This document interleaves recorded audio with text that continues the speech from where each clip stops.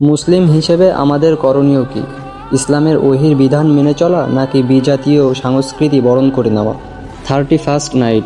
প্রতি বছর ইংরেজি নববর্ষ উদযাপনের এই রাত্রিতে আমাদের শহর নগরগুলো যেন এক মুহূর্তে বদলে যায়।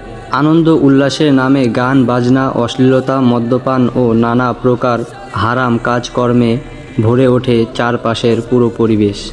ইসলামে দিবস পালন কতটুকু বৈধ? ইসলামে দিবস পালনের রীতির কোনো অস্তিত্ব নেই। এগুলো সব বিজাতীয় সংস্কৃতি।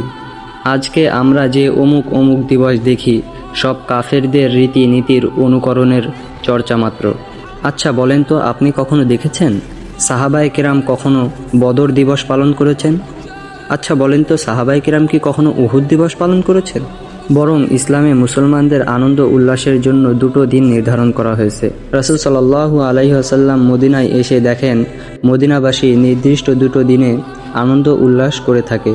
রাসূল সাল্লাল্লাহু আলাইহি ওয়াসাল্লাম জিজ্ঞেস করলেন, এ দুটো দিন কিসের? সবাই বলল, জাহিলি যুগে আমরা এই দুটি দিনে খেলাধুলা ও আনন্দ করতাম। রাসূল সাল্লাল্লাহু আলাইহি ওয়াসাল্লাম বললেন, আল্লাহ পাক তোমাদের জন্য এই দুটো দিনের পরিবর্তে উত্তম দুটো দিন দান করেছেন, আর তা হলো ঈদুল আজহা ও ঈদুল ফিতর। যে ব্যক্তি ইহুদি খ্রিস্টানদের উৎসবের দিনে তাদের অনুসরণ করে উৎসব করে, সে প্রকৃত মুসলমান হতে পারে না।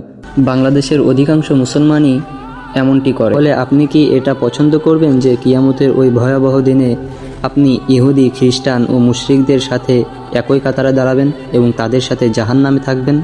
আল্লাহ পাক সকলকে সঠিক বুঝ দান করুক এবং এই বিজাতীয় সংস্কৃতি থেকে আমাদেরকে দূরে থাকার তৌফিক দান করুক।